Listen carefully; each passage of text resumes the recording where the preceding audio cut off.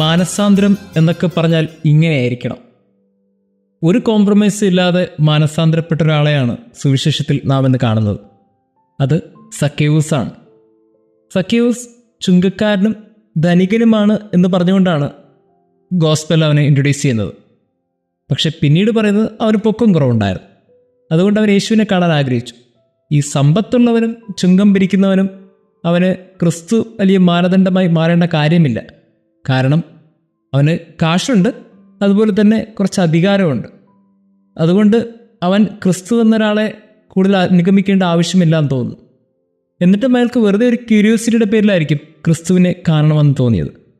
അങ്ങനെ കേട്ട ഒരു ബലത്തിൻ്റെ പേരിൽ അദ്ദേഹം ക്രിസ്തുവിനെ കാണാൻ ആഗ്രഹിക്കും.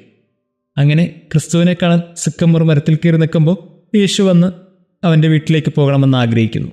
ആ ആഗ്രഹപ്രകടനമാണ് പിന്നീട് നാം വായിച്ചു കേൾക്കുന്ന സുവിശേഷ ഭാഗം. പ്രിയമുള്ളവരെ, ശ്രദ്ധിക്കേണ്ട ഒരൊറ്റ കാര്യമേ ഉള്ളൂ. സുവിശേഷം ആരംഭിക്കുമ്പോൾ സക്കേവൂസ് ധനികനാണ്. പക്ഷേ ഒരു 10 വാക്യങ്ങൾ കഴിഞ്ഞ് 10ാമത്തെ വാക്യത്തിലെത്തുമ്പോൾ സക്കേവൂസിന് സംഭവിക്കുന്നത് എന്താണ്?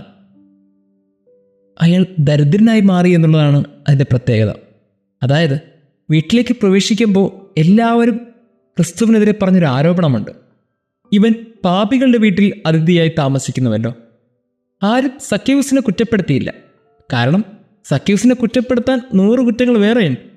പക്ഷെ ഇവനോടൊക്കെയാണല്ലോ കൂട്ടുകൂടുന്നത്. ഇതാണ് ക്രിസ്തുവിനെതിരെ ആരോപണം. ഈ ആരോപണത്തിൽ നിൽക്കുമ്പോൾ സക്കേവൂസിന് സഹിച്ചില്ല. കാരണം എല്ലാ മനുഷ്യരും അവനെ ഏറ്റവും ശ്രേഷ്ഠനായ മനുഷ്യനെന്ന് കരുതി ഇങ്ങനെ പിന്നാലെ അനുഗമിക്കുമ്പോൾ ഈ അനുഗമിക്കുന്ന വ്യക്തികൾ തന്നെയാണ് പറയുന്നത് ഇവൻ പാപികളുടെ വീട്ടിൽ അതിഥിയായി ചെല്ലുന്നുവല്ലോ. അത് ശരിയല്ല. ഇവൻ്റെ കൂട്ടുകെട്ടുകളൊന്നും ശരിയല്ല. ഈ കൂട്ടുകെട്ടുകൾ ശരിയല്ല എന്ന് ക്രിസ്തുവിനെതിരെ ഒരു ആരോപണം പറയുമ്പോൾ ഒരിക്കലും ക്രിസ്തു മറുപടി പറയുന്നില്ല.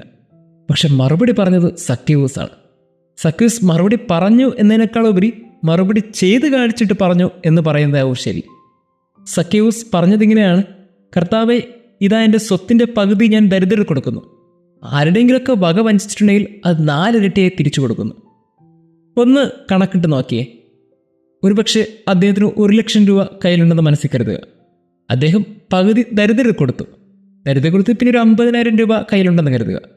പിന്നെ ആരുടെയെങ്കിലുമൊക്കെ വക വഞ്ചിച്ചിട്ടുണ്ടെങ്കിൽ അത് 4 ഇരട്ടിയായി തിരിച്ചു കൊടുക്കുന്നു എന്ന് പറയും. കയ്യിലുള്ള എല്ലാം വഞ്ചിച്ച കാശാണ്, ചുങ്കത്തിൻ്റെ കാശാണ്. ഇത് 4 ഇരട്ടിയെ കൊടുക്കാന്ന് വെച്ചാൽ പിന്നെ 2,00,000 രൂപ കയ്യിൽ നിന്ന് കൊടുക്കണം. ഒരു 1,50,000 പിന്നെ അദ്ദേഹം കണ്ടെത്തണം. വെറുതെ ഒരു മനക്കണക്കിട്ട് പറയുന്നതാണ്. പക്ഷേ ഈ മനക്കണക്കിൽ പോലും പിന്നീട് നമ്മൾ നോക്കിയാൽ അയാൾ ദരിദ്രനാണ്. 1,00,000 രൂപ ആദ്യം കയ്യിലുണ്ടായിരുന്ന മനുഷ്യൻ പിന്നെ ക്രിസ്തു തൻ്റെ വീട്ടിൽ പ്രവേശിച്ചതിൻ്റെ പേരിൽ പിന്നീട് അയാൾ ഏറ്റവും വലിയ ദരിദ്രനായി മാറി, ഏറ്റവും പാവപ്പെട്ടവനായി മാറി. സുവിശേഷം തുടങ്ങിയപ്പോൾ അയാൾ ധനികനാണ്, ചുങ്കക്കാരനാണ്. പക്ഷേ ഈ 10 വാക്യം കഴിഞ്ഞ് അയാൾ താഴോട്ടെത്തുമ്പോൾ അയാൾ ദരിദ്രനാണ്, ക്രിസ്തുവിൻ്റെ അനുഗമിക്കുന്നവനാണ്. ഇതാണ് സക്കേവൂസും ക്രിസ്തുവും തമ്മിലുള്ള ബന്ധം. മാനസാന്തരം എന്നൊക്കെ പറഞ്ഞാൽ ഇങ്ങനെയായിരിക്കണം. പ്രിയമുള്ളവരെ, ക്രിസ്തു തൻ്റെ ഭവനത്തിലേക്ക് വരുമ്പോൾ പിന്നെ അയാൾ ചിന്തിക്കുകയാണ്, ക്രിസ്തുവാണ് വലിയ സ്വത്ത്.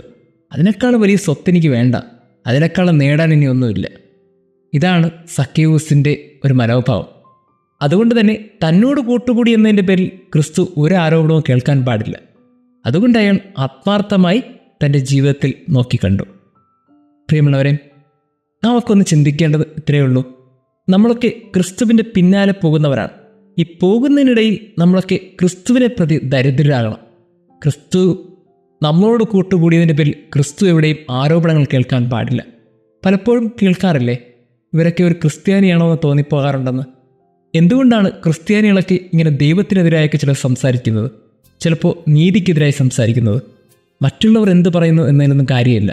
ഒരു ക്രിസ്ത്യാനിക്ക് ചില മാനദണ്ഡങ്ങളുണ്ട്, ചില ജീവിത രീതികളുണ്ട്. അത് നാം പിന്തുടർന്നേ പറ്റൂ. സക്കേവൂസ് പഴയൊരു ജീവിത രീതി ഉണ്ടായിരുന്നു. പക്ഷേ എപ്പോഴാണ് അയാൾ ക്രിസ്തുവിൻ്റെ പിന്നാലെ പോയത്? പിന്നീട് അയാൾ തൻ്റെ ജീവിതം മുഴുവനായി മാറ്റിമറിച്ചു.